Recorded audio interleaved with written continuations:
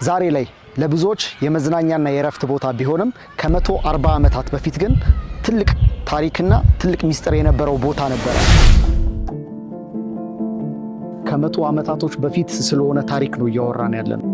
ቦታውም እጅግ በጣም ከፍተኛ ተራራማ በመሆኑ የድሮ አባቶች ሰማይ የሚነካ ተራራ ይሉት ነበረ ተብሎ ይተረታል።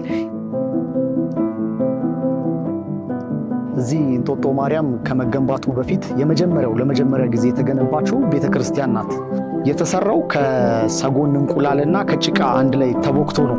በስነ ስርዓትም አለቃ ገብረሃና ለተወሰነ ጊዜ እዚሁ ቤት ውስጥ ታስረው ነበረ የሚባልም ነገር አለ። እችኛዋ ከስር የምትመለከቷት ቤት ደግሞ የእሳቸው ካባዎች፣ አልባሳቶች ምናምን ይቀመጡበት የነበረው የአልባሳታቸው ቤት ነው። ከማርኩት ማርያም አትማረኝ ብሎ ይሄ ያሉት የሆነ ታሪክ አለ አይደለ? ያንን ታሪክ እዚህ ቦታ ላይ ቆመው ነው ያንን እንትን ያስተላለፉት ማለት ነው። ክብሯንና ክብሯት ህዝቦች እንዴት ናችሁ? በረከት ተከስተ ነኝ። ዛሬ እዚች ከአዲስ አበባ አጠገብ ስለሚገኘው አብዛኞቻችሁ ስለምታውቁት እንጦጦ የማታውቁትን በጣም ብዙ ሚስጥራትና ታሪኮችን እዛው ቦታው ድረስ በዚህ ሌሊት ተገኝተናል ልናሳያችሁ ማለት ነው።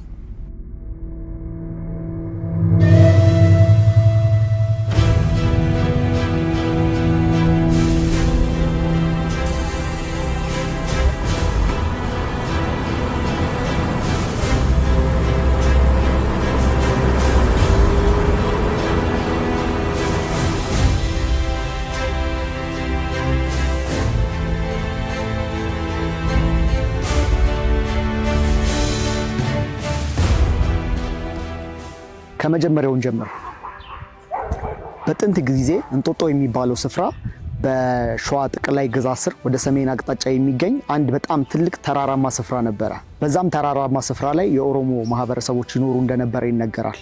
አንዳንዶች እንጦጦ ማለት በዛ አካባቢ ላይ እዛ ተራራማ ስፍራ ላይ ይበቅል የነበረ የተክል አይነት ነው፣ እንጦጦ የሚለውን ስያሜ ከዛ ነው ያገኘው ይላሉ።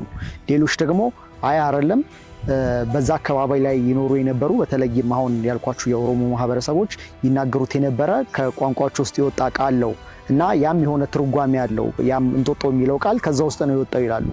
ብቻ በጣም ብዙ አይነት መላምቶች አሉ። አንዳንዶች የተራራ ጫፍ አናት ነው እንደማለት ነው ይላሉ። አንዳንዶች ደግሞ ጥቅጥቅ ያለ አጥር ነው ይላሉ። ግን ይሄ ስፔሲፊክ ተደርጎ ተገልጾ በጽሁፍ የተቀመጠ ትክክለኛ ማስረጃ የሆነ እንትን እኔ በማነብበት ጊዜያቶች ውስጥ ማግኘት አልቻልኩም።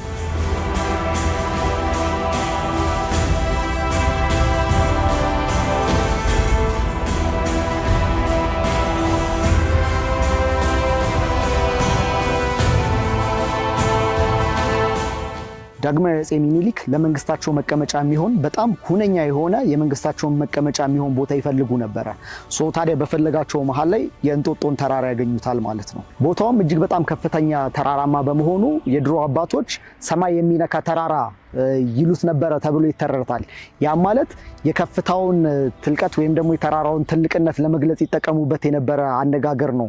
ሰማይ የሚነካ ተራራ ይሉት ነበረ የሚባለው አባባል ማለት ነው። የቦታውም ከፍታ ሙሉ ሸዋን ወደ ታች ለመቆጣጠርና ለመቃኘት ከእንደገና ደግሞ በተጨማሪ የጠላት ጦር ከታች ቢመጣ በቀላሉ ለማየትና ከላይ ወደ ታች ለማጥቃት በጣም አመቺ ስለነበረ ያን ቦታ አፄ ሚኒሊክ በጣም ወሳኝ ቦታ ነው ብለው ይመርጡታል ማለት ነው።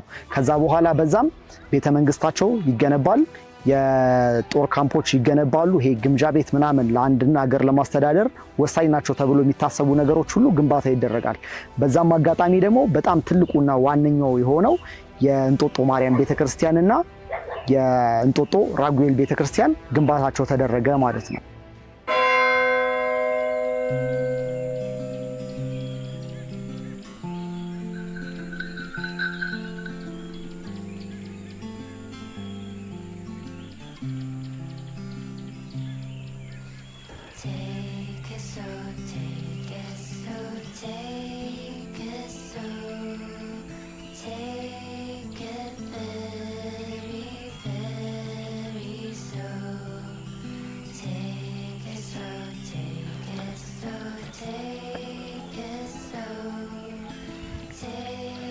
እንግዲህ አሁን የምንገኘው የዳግማዊ አፄ ሚኒሊክ ቤተመንግስት እንጦጦ ላይ የገነቡት ቤተመንግስት ጋር ነው የምንገኘው። በጣም ነው የሚያምረው። ላይክ የሆነ ልክ እዚህ ስመጣ የሆነ ውስጤን አለ አይደል ውርር ያደረገኝ ነገር አለ። ከጭጋጉ ጋር ከፎጉ ጋር ምናምን የሆነ ደስ የሚል ነገር አለው። ሶ ይሄ እዚች ጋር የምታዩት የእንግዳ ማረፊያ ናቸው። ከተለያየ ቦታ እንግዶች ምናምን ሲመጡ የሚያርፉበት የእንግዳ መቀበያ የእንግዳ ማረፊያቸው ቦታ ነበረ ማለት ነው፣ ይሄኛው ቦታ ማለት ነው። ይሄኛው ከጀርባዬ ደግሞ የምትመለከቱት ከላይ ያለው መኝታ ቤታቸው ነው። እሳቸው የሚያድሩበት ወይ ይኖሩበት የነበረ ልክ እንደ መኖሪያ ቤት ወይ እንደ መኝታ ቤታቸው ነው። እችኛዋ ከስር የምትመለከቷት ቤት ደግሞ የእሳቸው ካባዎች፣ አልባሳቶች ምናምን ይቀመጡበት የነበረው የአልባሳታቸው ቤት ነው። ሶ በዛ በጀርባ በኩል የሆነች አንድ ሌላ ክፍል አለች ከስር እንደ ግራውንድ ነገር ምግባቸው ይሄ ማር፣ ቅቤ፣ ወተት ምናምን የመሳሰሉት ነገር ይቀመጡበት የነበረው ነው እና በጣም የገረመኝን ልንገራችሁ። ይሄ ማለት ከመቶ ዓመታቶች በፊት ስለሆነ ታሪክ ነው እያወራን ያለ ነው እና በጣም የሚገርመው ኢቭን የአሰራር ቴክኖሎጂ ጥበባቸው በጣም ነው የሚገርመው። ላይክ አሁን ይሄ ቤት ልክ እንደ G+1 አይነት ነገር ነው። ላይክ ከላይ G+1 ነው ኦልሬዲ ከስር ግራውንድ ቤዝመንት አለው ማለት ነው እና በዛን ሰዓት የሰሩበት ጥበብ አስተሳሰባቸው ላይክ በጣም እጅግ በጣም የሚገርመኝ እኔ በጣም ብዙ ቦታ ሲሄድ የሚደንቀኝ ነገር ያ ነው። እኔ አሁን ላይ ያሉ ነገሮች ያን ያህል ብዙ አያስደንቁኝም። የዛን ሰዓት ቴክኖሎጂ፣ ስልጣኔ፣ እውቀት አልነበረም ተብሎ በሚታሰብበት ሰዓት ላይ እና ባልነበረበት ጊዜ ላይ ልክ በዚህ ያህል ደረጃ ጥበብ መሰራቱ በጣም ይገርመኛል። ሌላ ነገር ላሳያችሁ ነው።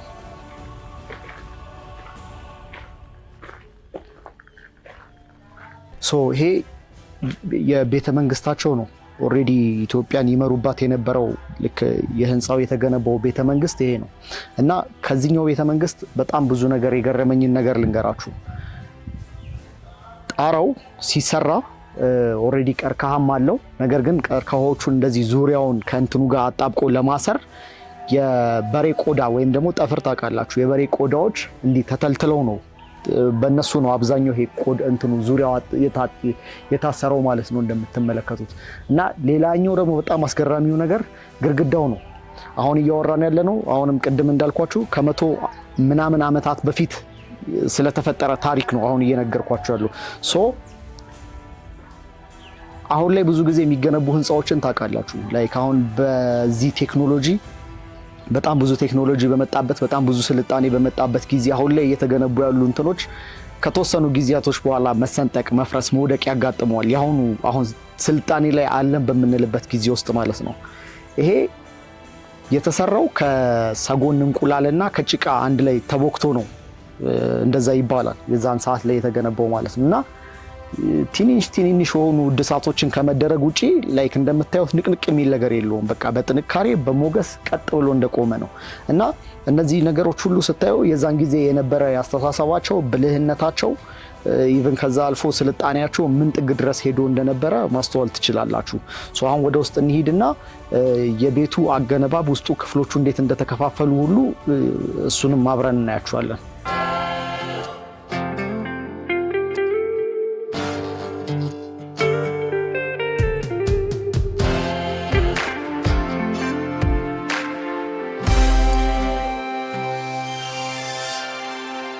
አሁን የምንገኘው የምግብ አዳራሽ ክፍላቸው ውስጥ ነው። ይሄ አጠቃላይ የምግብ ክፍል ነው። የምግብ ክፍል ስላችሁ ምግብ የሚመገቡበት ቦታ ነው። እንደ ብፌ ነበር የሚጠቀሙት። ይሄንን እቃ ምናምን ማስቀመጫ፣ መጠጫዎች የሚቀመጡበት ልክ ይሄ የብፌ እንትናቸው ነው። ሶ እዚህ ጋር ይሄ የምግብ መመገቢያ ነው። እዛ ጋር የምትመለከቱት ክፍል ደግሞ እንትን የሚቀመጥበት ስጋ ምናምን የሚቀመጥበት ነው። ላይክ እቃዎች ምናምን የመመገቢያ እቃዎችና ስጋዎች የሚቀመጡበት ነው። ይሄ እዚህ ጋር እንደ ቀንድ አርጋችሁ የምትመለከቱት ስጋው የሚንጠለጠልበት ነው ማለት ነው። እነሱ በቀንድ አርገው የሰሩት ነው። እነዚህ ነገሮች ደግሞ የጠጅ ማስቀመጫ ወይ ደግሞ ጠጅ መጥመቂያ ናቸው። ይሄ እንደምታውቁት ማሰሮ የሚባለው ወይ እንስራ የሚባለው ይሄ ነው። ይሄኛው እንትን ነው ከእንጨት የተሰራ ነው። በእንጨት ተፍቆ ተፈልፍሎ የተሰራ ነው። ይሄኛውም ልክ እንደዛው በተመሳሳይ መልኩ እነዚህ የዛን ጊዜ ላይክ ራሳቸው እና ዳግማዊ አፄ ሚኒሊክ እና ወታደሮቻቸው አዛዦቹ ምናምን ነገር እንዳለ አጠቃላይ በቃ እነ እቴጌ ጣይቱ በስነ ስርዓት ይጠቀሙበት የነበረው ራሱ ሊትራሊ ራሱ እቃው ነው። እና ይህንን ማየት የሆነ ውስጣችሁ የሚፈጥር ስሜት አለው። እውነት አልገባችሁም? አሁን ደግሞ የምንገኘው የመሰብሰቢያና ይሄ ግብር ምናምን መሰብሰቢያ አዳራሽ ውስጥ ነው። እንደ አጠቃላይ የመሰብሰቢያ አዳራሽ ነው የሚባለው ይሄ ሙሉ እዛ የዛን ጊዜ የነበሩት ባለስልጣኖች አጠቃላይ እንትኖች የሚሰበሰቡበት ቦታ ነበር። ስብሰባ የሚያደርጉበት የሚወያዩበት ቦታ ነበር ይሄ ቦታ እና ከዚህኛው ክፍል ደግሞ ሌላ እጅግ በጣም የሚገርመኝን ነገር ልንገራችሁ። የዛን ሰዓት ላይ ያው እንትኖች አሉ አይደለ? ሁሉም ወታደሮች ወይ ሰዎቹ ምናምን ማዕረግ አላቸው፣ የየራሳቸው የሆነ ማዕረግ አለ። ለምሳሌ ራስ እከሌ ምናምን የሚባሉ ራስ ልክ እንደ አንድ ማዕረግ ነው። ከእንደገና ፊት አውራሪ የሚባሉ አሉ። እነዛ እንትኖች ልክ እዚህ ቦታ ላይ እነዛ ሰዎች ሲገቡ የሚገቡበት የየራሳቸው ልክ እንደየማዕረጋቸውና እንደየደረጃቸው የሚገቡበት በሮች አሏቸው ማለት ነው። ይሄኛው በር የራስ የሚባሉት ወይም ደግሞ የራስ ማዕረግ ያላቸው ሰዎች የሚገቡበት በር ነው ይሄኛው በር ማለት ነው። ከዛ በዚህ በኩል እንደገና ሌላ በር አለ። ይሄኛው በር ደግሞ የደጃዝማችነት ማዕረግ ያላቸው ሰዎች የሚገቡበት ቦታ ነው ይሄኛው በር ማለት ነው። ሁሉም ዝም ብሎ በአንድ ላይ ግር ብሎ አይገባም ነበረ። በዚህኛው በኩል ደግሞ የፊት አውራሪ መግቢያ አለ ይሄኛው በዚህ በኩል። እዚች ጋር እችኛው ፓርት ማለት የንጉስ ዳግማዊ ሚኒሊክ እና የእቴጌ ጣይቱ የመቀመጫቸው ቦታ ነበረ ማለት ነው። እዚህ ጋር ቁጭ ብሎ ነበረ እነዛን ባለስልጣናቶች ወይም ደግሞ ወታደሮች ምናምን ነገር የሚያዋሯቸው የነበረበት ቦታ ላይ ከዚች ጋር ቆሞ ነበር እና አሁን እኔ የቆምኩት አፄ ሚኒሊክና እቴጌ ጣይቱ የቆሙበት ቦታ የረገጡበትን ቦታ ነው እኔ የረገጥኩት ማለት ነው። ሌላኛው እንጦጦና አድዋን የሚያገናኛቸው ነገር አለ። አድዋን ሁላችሁም እንደምታውቁት ለአፍሪካውያን በጣም ትልቅ የድል ጊዜ ነው። አሁን ኢትዮጵያዎች በተለይ ደረታቸውን ነፍተን ሁላችንም የምናከብረው ትልቁ በዓል ነው። ያደንና እንጦጦን ምን አገናኘው ካላችሁ ለአድዋ ጦርነት እዚህ እንጦጦ ላይ ነው በጣም ብዙ ዝግጅት የተደረገው። ብዙ ወታደሮች ከመኮንኖች ጋር ትልቅ ውይይት ተደርጎበታል። የጦር መሳሪያዎች በጣም ትልቅ ዝግጅት ተዘጋጅተውበታል። በተጨማሪም ደግሞ ሁላችንም አንድ ማንረሳው ነገር አለ፣ ሚኒሊክ የተናገሩት ማለት ነው። ሁሉም ኢትዮጵያዊ ከጎናችን ሆኖ መዋጋት አለበት ይሄንን እና ወደኋላ ብሎ የቀረ ከማርኩት ማርያም አትማረኝ ብሎ ይሄ ያሉት የሆነ ታሪክ አለ አይደለ? ያንን ታሪክ እዚህ ቦታ ላይ ቆሞ ነው ያንን እንትን ያስተላለፉት ማለት ነው። እና ለአድዋ በጣም ትልቅ መሰረት የተደረገበት ቦታ ሲዘምቱም ኦልሬዲ ቀጥታ ከዚህ ተነስተው ነው ወደ ዘመቻ አንድ ላይ ከወታደሮቻቸው ጋር ሆኖ ተነስተው ለመዝመት የሄዱት ማለት ነው። እና ይሄ በጣም ትልቅ ታሪካዊ ቦታ ነው።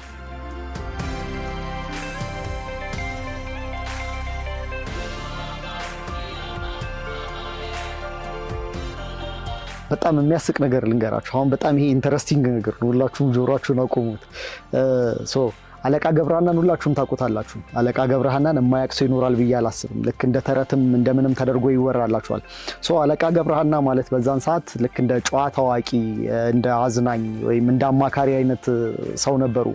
በትክክልም ነው ላይ ሪያሊቲ ነው። አለቃ ገብረሃና የአሁን ጊዜ ልጆች ብዙ የምታውቁት አይመስለኝም። አለቃ ገብረሃና ሲባል ዝም ብሎ የሆነ ተረት ላይ ያሉ ሰውዬ ነው የሚመስሏቸው፣ ግን በስነ ስርዓትም አለቃ ገብረሃና የነበሩ ሰው ናቸው። እና እዚች ጋር የምትመለከቷት ቤት አለቃ ገብረሃና ይኖሩበት የነበረው ቤት ነው። ትክክለኛ መኖሪያቸው ቦታ አልነበረም፣ ግን የንጉሱ ቤተ መንግስት እዚሁ ስለነበረ በቅርብ ሆነው እሳቸውን እንዲያጫውቷቸው፣ እንዲያዝናኗቸው፣ እንዲያወሯቸው ተብሎ ይሄ ቤት ተሰጥቷቸው እዚህ ቤት ውስጥ ይኖሩ ነበረ። እና እንደውም አንድ ታሪክ አለ። እንዲህ ያው ጨዋታ ጣል በሚያደርጉበት ጊዜ ትንሽ ወጣ ያለች ፈሬ ለቀቅ ያደረገች ቀልድ ይቀልዱና ለተወሰነ ጊዜ እዚሁ ቤት ውስጥ ታስረው ነበረ የሚባልም ነገር አለና ይሄ የአለቃ ገብረሃና በስነ ስርዓት ይኖሩበት የነበረ እንትን ነው። እኔ አንዳንዴ እንዴት እንደምትረዱት ብቻ አላቅም። እኔ የሚሰማኝ ስሜት አለ። ያ ስሜት እናንተን ይሰማችሁ አላቅም። ምንድነው ላይክ ትልቅ ቦታ የምንሰጣቸው ላይክ አሁን እነ ዳግማዊ ሚኒሊክ፣ እነ እቴጌ ጣይቱ እና አለቃ ገብረሃና ላይክ እነኚህ ማለት ይሄ ዝም ብሎ ሊጠሩ የሚችሉ ሰዎች አይደሉም። በጣም ትልቅ አሻራ ያላቸው በኢትዮጵያ ላይ በሀገር ላይ በጣም ትልቅ አሻራ ያሉ ሰዎች ናቸው። እና እነዛ ሰዎች የቆሙበት ቦታ ላይ እነሱ ይኖሩበት የነበረው ቤት በቃ ይነኩት የነበረውን ነገር ላይክ እኛ መተን ስንነካው ስንቆምበት ምናምን የሆነ የሚሰማ ስሜት አለ ውስጥ ላይ።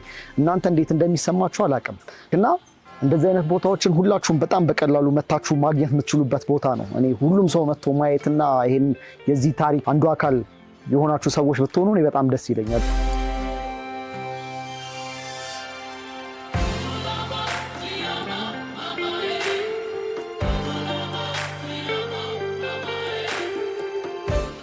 የአፄ ሚኒሊክና የእቴጌ ጣይቱ ያድሩበት የነበረው መኝታ ክፍላቸው ነው።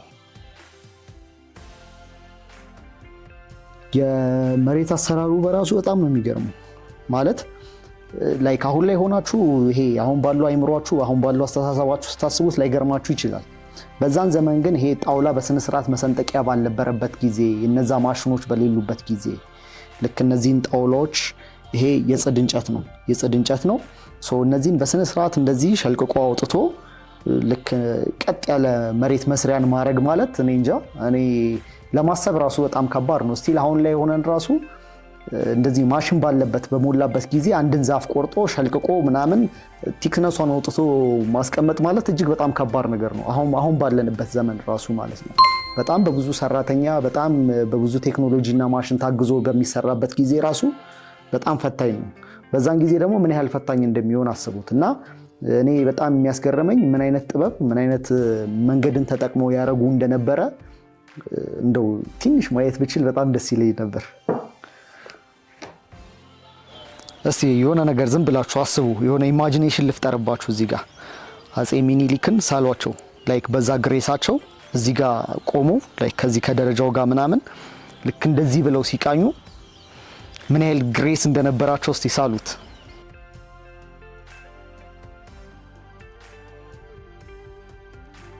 እንደዚህ አይነት ቦታዎችን በጣም መጎብኘት አለባችሁ። እውነት የምሬን ነው፣ በጣም መጎብኘት አለባችሁ። ልክ ቦታው ላይ መታችሁ ስታዩ ነው የሆነ ውስጣችሁ ላይ የሚፈጠር ነገር ያለው። እኔ እንጃ እንዴት እንደምትረዱት አላውቅም። በጣም ከልቤ በተለይ ወላጆች እንደዚህ አይነት ቦታ ላይ ፎከስ ብታስደርጓቸው ልጆቻችሁን፣ በተለይ አሁን ክረምት ነው ጊዜው፣ ይሄ መጫወቻ ቦታ እንደዚህ ጋስት ምናምን ይሄ ኩሪፍቱ ላይክ የነሱን ቢዝነስ ለማጣጣል ያህል አይደለም፣ ግን ቢያንስ በሳምንቱን አንድ ቀን እንደዚህ አይነት ቦታ እያመጣችሁ ብታሳያችኋቸው በጣም ብዙ ትልቅ ታሪክን ነው ማስተላለፍ የምትችሉት። እና የእንደዚህ አይነትን ቦታ ደግሞ መጥቶ የመጎብኘት ለኔ አንዱ ጥቅም ብዬ ማስበውን ነገር ልንገራችሁ። ስለ እንደዚህ አይነት ታሪክ ማወቃችሁ፣ ስለ ሀገራችሁ ታሪክ ማወቃችሁ፣ እነዚህ አይነት ቦታዎችን መታችሁ ማየታችሁ ህይወታችሁ ላይ ምንም የሚጨምረው ነገር ላይኖር ይችላል። ላይክ በእናንተ ቢዝነስ ላይ ምንም የሚጨምረው ነገር ላይኖር ይችላል። ነገር ግን አንድ የሚጨምርላችሁ ነገር አለ። ሞር ሀገራችሁን እንድታቁና ይበልጥ ደግሞ ሀገራችሁን ለሀገራችሁ ፍቅር እንዲኖራችሁ ያደርጋችኋል። ያ በራሱ ሀገራችሁን ማወቃችሁ፣ ሀገራችሁን መውደዳችሁ፣ ለሀገራችሁ ያለውን ፍቅር ውስጣችሁ ላይ መጨመሩ የሆነ የሚጨምረው ነገር አለ። ያ ምንድን ነው ካላችሁኝ፣ ሰላምን በጣም ያመጣል ከምላችሁ በላይ ማለት ነው። ስለ ሀገራችን ወይ ስለ ጥንት ታሪኮች በስነ ስርዓት አለማወቃችን ነው አይ ቲንክ እንደዚህ ሰላም እንድናጣ የሚያስደርገን ብዬ አስባለሁኝና በተለይ ወላጆች በቻላችሁት አቅም ልጆቻችሁን እንደዚህ አይነት ቦታ አሳዩአቸው። ይሄ ቦታ ላይክ የመሰረተ ድንጋይ ነው። መሰረተ ድንጋይ ሲባል ይሄንን ለመገንባት አይደለም ይሄ መሰረተ ድንጋይ የተጣለው። ነገር ግን ምንድነው አቡነ ጳውሎስ ይሄንን ቅርስ ለማስጠበቅ በጣም ትልቅ የሀገር ታሪክ ስለሆነ እድሳት ለማድረግ የጣሉት መሰረተ ድንጋይ ነው፣ እናሳድሰዋለን ብለው ማለት ነው። ትንሽ የሆኑ እድሳቶች ይደረጋሉ። ግን አሁን ይሄ ቅርስ ጊዜያቶች በጣም በሄዱ ቁጥር ፀሐይና ዝናብ አየሮች በተፈራረቁበት ቁጥር የማርጀት እንትን ይኖረዋል እና እስቲል አሁንም እድሳት የመደረግ ሀሳብ እንዳለው ነግሮኛል የሚያስጎበኘን ሰው። እና በቅርብ ጊዜያቶች ውስጥ እንደውም አንድ በጣም ትልቅ የሆነ ልክ እንደ ኤክስፖ አይነት ወይ እንደ ባዛር አይነት ነገር ተዘጋጅቶ ገንዘብ ማሰባሰቢያ አይነት ነገሮች ተደርገው በስነ ስርዓት በደንብ ይሄ የነበረው ቅርስ ትክክለኛነቱ ቅርሱ ሳይነካ ነገር ግን ራሱን ቅርሱን በጠበቀ መልኩ ትልቅ እድሳት እንዲደረግበት ሀሳብ ታስቧል። ነጮች ከተለያየ ሀገር ይመጣሉ። ኢቭን እዚህ ሀገር ውስጥ ያሉ ሰዎች ምናምን በተለያየ መንገድ እየመጡ መጎብኘት አለባቸው። ስቲልም ይጎበኛሉ፣ ይመጣሉ። እንደገና በዛ በተጨማሪ እንጦጦ ላይ እንደምታውቁት በጣም ከፍተኛ ተራራ ቦታ ነው። ላይክ አሁን እንደምታዩት በጣም ጭጋግ ነው። ለእናንተ ካሜራ ውስጥ እንዴት እንደሚታያችሁ አላውቅም። እነዚህ ነገሮች ላይክ እዚህ ቅርስ ላይ ተደምረው በጣም ትልቅ የቱሪስት መስህብን ይፈጥራል እና እድሳት ሲደረግለት ላይክ ይሄ ቤቶቹ ላይ ምናምን ብቻ ሳይሆን እንደምትመለከቱት ይሄ መሬቱን ቦታውን ሞር በጣም አመቺ ማድረግ እንግዶች ሲመጡ የሚያርፉበት ቦታ የሚያድሩበት ቦታ የሚንቀሳቀሱበት ላይክ በጣም ሞር ምቹ ማድረግ ሰውን ይበልጥ መጥቶ በጣም መጎብኘት እንዲችል የሀገራችንን ታሪክ በጣም ማወቅ እንዲችል እድሳት ይደረግለታል። ሶ በጣም በቅርብ ጊዜ ውስጥ ሜቢ በጣም በአጭር ጊዜ ውስጥ ስፔሲፊክ ቀኑን ባናቀውም ግን ኦሬዲ አናውንስ መደረጉ አይቀርም። የዛን ሰዓት ልክ እንደ ኤክስፖ ልክ እንደ ባዛር ነገር ተደርጎ የገቢ ማሰባሰቢያ ይደረጋል። ልክ ይሄ ነገር ሲጀመር በጣም አደራ ምላችሁ ይሄን ቪዲዮ የምትመለከቱ በሙሉ በጣም የቻላችሁትን አሻራ ላይክ ያቅማችሁን ያህል እንድታሳርፉ እኔ በበኩል አደራ እላችኋለሁ። የዛን ሰዓት ሁላችንም አንድ ላይ እንትን እንላለን። ኦኬ እስቲ አሁን ደግሞ ወደ ቀጣዩ እንሂድ።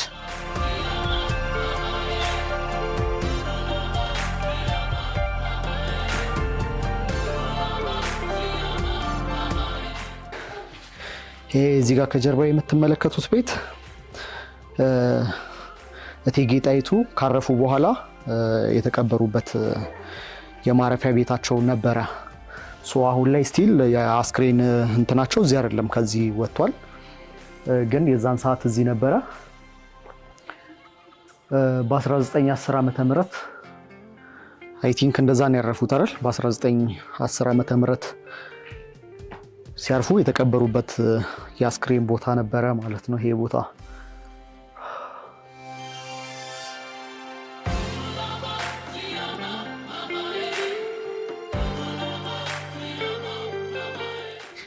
እቺኛዋ እዚች ጋር የምታዩት በጣም ዝም ብላ ቤት እንዳትመስላችሁ፣ በጣም ትልቅ ታሪካዊ ቤት ናት። ያ ማለት ልክ እዚህ እንጦጦ ማርያም ከመገንባቱ በፊት ለመጀመሪያ ጊዜ የተገነባችው ቤተክርስቲያን ናት። በዛን ሰዓት ማለት ነው ልክ እንደ ቤተክርስቲያን ነበረች የተገነባችው። ጀስት አንድ በአሁን ጊዜ ጎጆ ቤት የምንላት ሳይዝ የሆነች በጣም ትንሽዬ ቤት ናት። መቃኘው የሚል ስም አላት። መቃኘው ትባላለች እና በጣም ትልቅ ታሪካዊ ቤት ናት። ላይክ ለመጀመሪያ ጊዜ አፄ ሚኒሊክ ያስገነቡት ቤተክርስቲያን ነበረ ማለት ነው። ሶ ይሄኛው ከጀርባዬ ደግሞ የምትመለከቱት ይሄም ስቲል በዛን ጊዜ የተሰራ ነው። አሁን ታድሶ የሆነ አዲስ ነገር ሊመስላችሁ ይችላል። እንዴት አዲስ እንደመሰለ ነግራችኋለሁ። የሆነ ራሱን የቻለ ታሪክ አለው። ይሄ ከጀርባ የምትመለከቱት የክርስትና ቤት ነው። ክርስትና ማስነሻ ቤት ነው። አሁንም ስቲል ክርስትና ማስነሻ ቤት ነው፣ አልተቀየረም። የዛኔም አሁንም ነው። እንዴት እንደታደሰ ልንገራችሁ።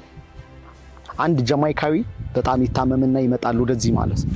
ሶ እዚህ ይመጣና ጸበል ይጠመቃል። እዚህ ጸበሉን ሲከታተል ቆይቶ ይድናል ማለት ነው፣ ከበሽታው ይፈወሳል። ከዛ በኋላ እቺ ቤቷ እያረጀች አይነት ነገር ያው ጊዜው በጣም እየሄደ ሲሄድ የማርጀት ነገር ይኖራል ብያችኋለሁ ቅድም። ቤቷ እያረጀች ስትመጣ መዳኑን አስመልክቶ እዚህ መጥቶ ስለዳነ በጣም ይደሰትና ይሄን ቤት ልክ አሁን በምታዩት መንገድ ሙሉ ለሙሉ እንዲታደስ ያደርጋል ማለት ነው። ሶ አሁን ላይ ስትመለከቱት በዛን ጊዜ የተሰራ አይመስልም። ላይክ ስቲል አሁን በጣም ቅርብ ጊዜ የተገነባ ነው የሚመስለውና የእድሳቱ ታሪክ ይሄ ነው እና ጀማይካው ይመች። እንጦጦ ማርያም ቤተክርስቲያን የዛን ሰዓት ላይ ልክ እንደተገነባ ወደ 5395 ከብቶችን ነው አርደው ያስመረቁት ማለት ነው። ልክ አሁን እንጦጦ ማርያምን ልክ እንደምታዩት ነው። የዛን ጊዜ እሳቸው እንዳስገነቡት ነው። የተቀየረ ነገር የለውም። የተወሰኑ አንዳንድ እድሳቶች ተደርገውላቸዋል እንጂ ከብዙ ጊዜ በኋላ ግን ልዕልት የሻሽ ወርቅ ልክ ነው አይ ቲንክ ልክ ነው ልዕልት የሻሽ ወርቅ ይልማ የምትባል ሰው መጣች ማለት ነው። እሷ ማናት ማለት ነው? የአፄ ኃይለ ሥላሴ የወንድም ልጅ ናት። እሷ ከመጣች በኋላ ግን በጣም ብዙ እድሳቶችን ተደረገለት። ሰው አሁን የምታዩት ስቲል በየጊዜው እድሳት ይደረግለታል። ነገር ግን በጣም ትልቁን እድሳት ያደረገችው እሷ ናት ማለት ነው። በጣም ትልቅ ድባብ ያለው በጣም የሚያምር በጣም ደስ የሚል ቅዝቃዜው፣ ውርጩ፣ ይሄ ጉሙ ምናምን ጋር ተዳምሮ ጸጥታው ላይክ ውስጣችሁን የሆነ ሰላም የሚሰጣችሁ ቦታ ነው። በጣም የሚያምር ቦታ ነው።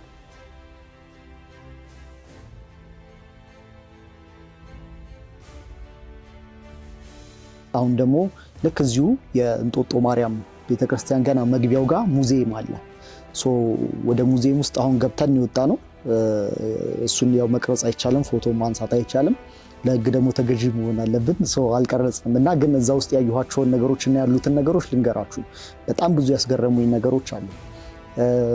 በአብዛኛው እዛ ውስጥ የሚገኙት ነገሮች ምንድናቸው? የዛን ጊዜ የነበሩ የወታደሮቻቸው ልብሶች፣ የአፄ ሚኒሊክ ካባ፣ ልብስ፣ መተኛ፣ የሚጠጡበት የሚመገቡበት ሳህኖች፣ የእቴጌ ጣይቱ ልብሶች ምናምን እንደዚህ አይነት ነገሮች በብዛት ታገኛላችሁ እዛ ውስጥ።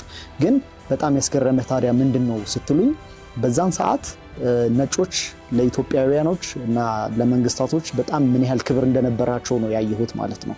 ለምሳሌ በጣም ብዙ የማዕረግ ሽልማቶች ከውጭ ሀገር ነው መጥቶ ለስጦታ የተሰጧቸው ማለት ነው። በጣም ብዙ ለምሳሌ ከግሪክ፣ ከቱርክ፣ ከዩጎዝላቪያ በጣም ከእንግሊዝ ከብዙ ሀገራቶች የተለያዩ አይነት በጣም ክብርን ፍቅርን የሚገልጽ የተለያዩ ስጦታዎች አሉ እዛ ሙዚየም ውስጥ ማለት ነው የምትመለከቱት። እና እነዚህ ነገሮች በጣም ያስገርሙኛል። ሌላ እንደነገርኳችሁ የአድዋ ጦርነት በጣም ትልቅ ዝግጅት የተደረገበት ቦታ ነበረ ይሄ እንጦጦ ማለት ነው። የዛን ጊዜ እነሱ የተዋጉበት መሳሪያዎች፣ ጎራዴዎቹ እና በጣም ነው የሚገርመው። ላይ ስለ ጦርነቱ አብዛኞቻችሁ ታውቃላችሁ። በጣም ከትልቅ ከሰለጠነች እና ትልቅ አቅም ካላት ሀገር ጋር ነበረ ውጊያው የነበረው እና እነሱ የተዋጉበትን መሳሪያ ግን ላይክ እንደ ታሪክ እኮ እንሰማዋለን አይደል? በጎራዴና በምናምን ተዋግተው አሸነፉ ሲባል ነው የምናውቀው እኛ። ግን ቦታው ላይ መታችሁ የተዋጉበትን መሳሪያ ስታዩት በጣም ይገርማችኋል። ላይክ የሆነ ቆመ ጠብቀኝ አይነት ነገር አንድ ቷ ታረጉት ተኩሰውና ቆይተው አቀባብላችሁ አይነት በእንደዚህ አይነት መሳሪያ ጎራዴ፣ ሴንጢዎች ምናምን ጩቤ ላይክ እነዛ ነገሮች ሁሉ እዚህ ሙዚየም ውስጥ ይገኛሉ ማለት ነው። ሌላ በጣም የገረመኝ ነገር ልንገራችሁ። በቃ በጣም ማለት ነው ልቤን የነካው ነገር ጦርነት ሲሄዱ ያው ጦርነት ነው፣ ውጊያ ነው። በቃ በረሃ ላይ ናችሁ፣ ውጊያ ላይ ናችሁ። እነሱ ግን ምን ያደርጉ ነበረ? ታቦት ይዘው ነበረ የሚሄዱት ማለት ነው። የእምነታቸውን ትልቅነት ነው የምነግራችሁ። ታቦት ይዘው ይሄዱ ነበረ። ለታቦታቸው ማደሪያ የሚሆን ድንኳን ይገነቡ ነበረ። በሚሄዱበት ቦታ በቃ ድንኳን እየዘረጉ ታቦታቸውን እያስቀመጡ ቅዳሴ በስነ ስርዓት ያስቀድሱ ነበረ። በጦርነት ውስጥ ሆኖ ማለት ነው። የቅዳሴ ሰዓት ይሄ የሃይማኖት ነክ ነገሮች በፍጹም አይታለፉም ነበር የዛን ሰዓት እና እነዛ ይሄ ለታቦቶቹ ማደሪያና ለቅዳሴ የሚያስቀድሱበትን የሚሆናቸውን ድንኳን ስቲል የሆነ ፓርቱ እዚህ ሙዚየም ውስጥ አለ። ላይክ እንደዚህ ተወጥሮ ታገኙታላችሁ።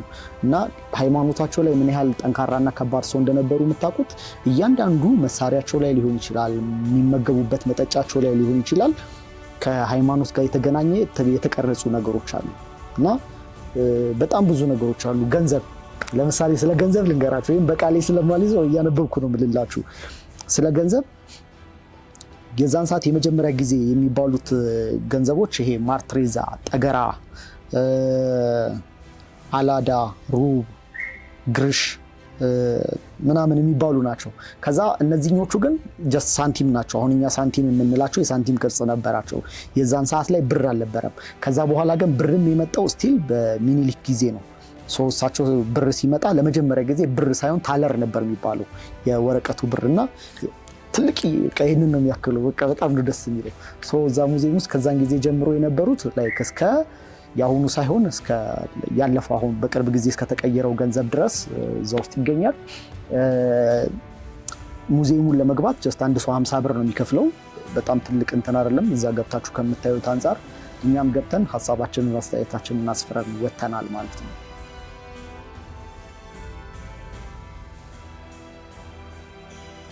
እዚህ ጋር አንድ ሌላ ልነግራችሁ የምፈልገው በጣም ትልቅ ታሪክ አለ። በጣም ትልቅ ታሪክ እና መፈጠር ስንል መፈጠርን ካነሳን አይቀር አብዛኞቹ ቴክኖሎጂና ስልጣኔ የሚባሉት ነገሮች ሁሉ የተፈጠሩት በአፄ ሚኒሊክ እና በእቴጌ ጣይቱ ጊዜ ነው። እዛ ውስጥ መካከል ግን አሁን አንድ ላወራችሁ የምፈልገው ነገር ፎኖግራፍ ስለሚባል ነገር ነው። ፎኖግራፍ ምንድነው? የድምፅ መቅጃ መሳሪያ ነው። ይሄ የሸክላ ድምፅ መቅጃ መሳሪያ ታውቃላችሁ አይደለ? ለመጀመሪያ ጊዜ ኢትዮጵያ ውስጥ የመጣው በእሳቸው አማካኝነት ነው። ታሪኩ እንዴት መሰላችሁ? የእንግሊዟ ንግስት ቪክቶሪያ ለአፄ ሚኒሊክ መልእክት ትልካለች። መልእክት ስትልክ ድምጿን በዛ በፎኖግራፍ በሚባለው የሸክላ መቅረጻ ድምፅ ቀርታን የላከችላቸው ማለት ነው። ያ ነገር ለመጀመሪያ ጊዜ ኢትዮጵያ መጣና አፄ ሚኒሊክ ተመለከቱት ማለት ነው። የንግስት ቪክቶሪያንም ድምፅ በዛ መልእክት ሰሙ። ከዛ በኋላ መቅጃ ማሽኑ ራሱ መጣና አፄ ሚኒሊክ ለመጀመሪያ ጊዜ በኢትዮጵያ አይደለም በአፍሪካ ታሪክ ለመጀመሪያ ጊዜ ድምፃቸውን በሸክላ መቅጃ ድምጽ ተቀረጸ ማለት ነው። እና ያ መልእክት እሳቸው ያወሩት እንትን ተመልሶ ወደ ንግስት ቪክቶሪያ ሄደ መልእክትን የተላከላቸው ማለት ነው። እና ያንን ድምጽ ላሰማችሁ ለመጀመሪያ ጊዜ አፄ ሚኒሊክ ድምጻቸውን የቀዱበትን ማለት ነው። ይህንን ይመስል ነበር።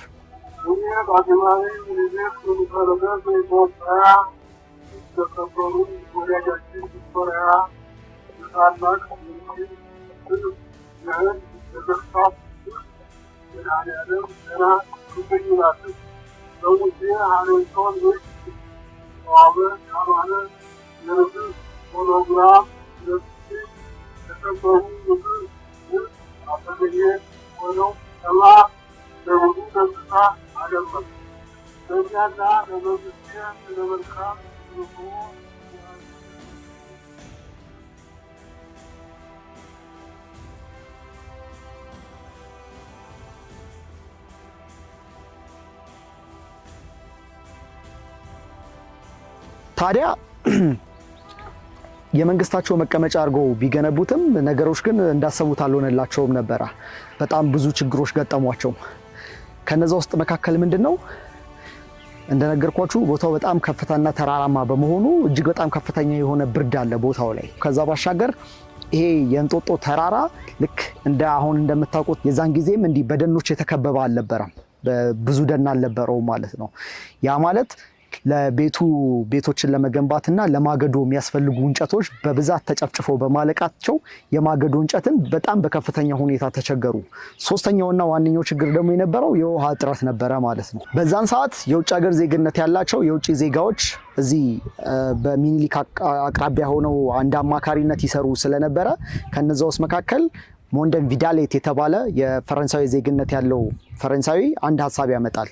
ለዚህ መፍትሄ ዩካሊፕተስ የተባለ ተክል መጥቶ ኢትዮጵያ ውስጥ ቢተከል በጣም ትልቅ ፍቱን መፍትሄ ይሰጣል ብሎ የሚል ሀሳብ ያቀርባል ማለት ነው። ያ ተክል እድገቱ በጣም ፈጣን በመሆኑ ቶሎ ማደግ በመቻሉ ከእንደገና ደግሞ ሲቆረጥ ከስራ ቆጥቁጦ ቶሎ ማደግ በመቻሉ የተሻለ መፍትሄ ያመጣል ተብሎ ይታሰብና ያ ይታመንበታል ማለት ነው። ያ ተክል ኢትዮጵያ ውስጥ አይኖርም። የት ነው የሚኖረው? አውስትራሊያ ነው። ከአውስትራሊያ በፈረንሳይ በኩል መጥቶ ኢትዮጵያ ውስጥ እንዲተከል ተደረገ ማለት ነው። ከዛ በኋላ ልክ ኢትዮጵያ መጥቶ ከተተከለ በኋላ የዛ የተክል ስም ወይም ደግሞ ዩካሊፕተስ ሲባል የነበረው አዲስ ስም ይወጣለት ምን ወደሚል ባህር ዛፍ ወደሚል አዲስ ስም ወጣለት ማለት ነው። ባህር ዛፍ የተባለው ለምንድን ነው? እንደ ኢትዮጵያ አገላለጽ ወይም ደግሞ በድሮ ጊዜ ወይም በገጠሩ አካባቢ ውጭ ሀገሮች ባህር ሀገር ወይም ደግሞ ባህር ማዶ ነበር የሚባሉት። ያ ተክል ከውጭ ሀገር መጥቶ እዚህ ስለተተከለ ምን ተባለ? የባህር ሀገር ዛፍ ወይም ደግሞ ባህር ዛፍ ተባለ ማለት ነው። ተክሉ ኢትዮጵያ ውስጥ መጥቶ ከተተከለ በኋላ እና እንዳሰቡትም የሰውየው ምክር ሰርቶ በጣም ትልቅ ለውጥን ያመጣል። ተክሉ በተለይ ይሄ ከፍተኛ ተራራማ ስፍራዎችን በጣም ስለሚፈልግ በጣም በአፋጣኝ ያድጋል። ከዛ ለማድገዶ ለቤት መስሪያ ምናምን ነገር በቃ ሙሉ ችግራቸውን ይቀርፍላቸዋል።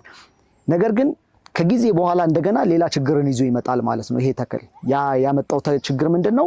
ስሮቹ ወደ መሬት ስር በጣም ጠልቀው ይገባሉ። ያ ማለት ደግሞ ምንድነው? የመሬትን ያሉትን የውሃ አዘል ፓርቶችን በጣም የመምጠጥ እንትን አለው። ውሃ በጣም ይወስዳል ማለት ነው። ይሄ ባህር ዛፍ የሚባለው ተክል አንደኛው ችግር ያ ነው። ሁለተኛው ችግር ደግሞ ምንድነው? ይሄ ባህር ዛፍ የሚባለው ተክል የተተከለበት ቦታዎች ላይ በሙሉ እዛ አቅራቢያ ላይ ሌላ ተክል ማደግም ሆነ መብቀል እንዳይችል ሆነ ማለት ነው። እስከ ዛሬም ድረስ አሁን እስካለንበት ጊዜም ድረስ አብዛኞቹ ሰዎች ባህር ዛፍ የሚባል ተክል ኢትዮጵያ ውስጥ መምጣት አልነበረበትም፣ ትክክል አልነበረም፣ የዛን ጊዜ መምጣት የለበትም ብሎ አብዛኞቹ ኮምፕሌን ወይም ደግሞ ወቀሳ ሲያቀርቡ፣ ለአብዛኛው ማህበረሰብ ደግሞ በጣም በተለይም ለገጠሩ ክፍል ሳይድ ላሉ ሰዎች በጣም ትልቅ የሆነን የገቢ ምንጭን ፈጥሮላቸዋል። ለማገዶነት በተለይም ደግሞ አሁን ላይ አብዛኛው ቤት የሚሰራው ኢትዮጵያ ውስጥ በባህር ዛፍ እንጨት ነው።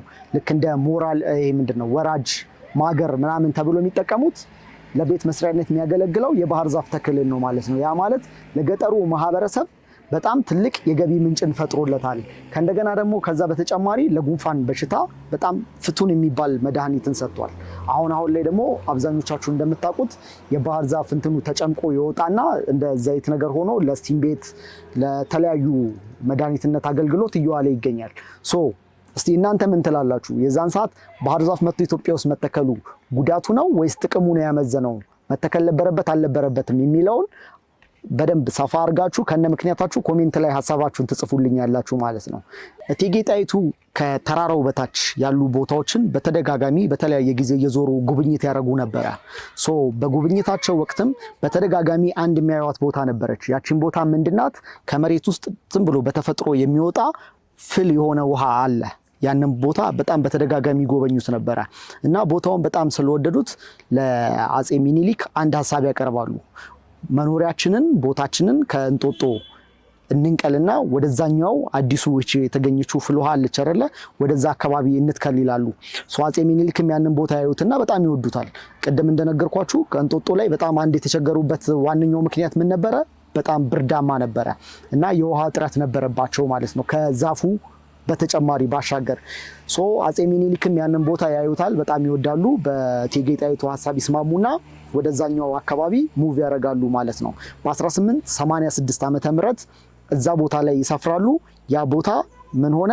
የአሁኒቷ አዲስ አበባ ተብላ አዲስ አበባ በ1886 ዓመተ ምህረት ተመሰረተች ማለት ነው።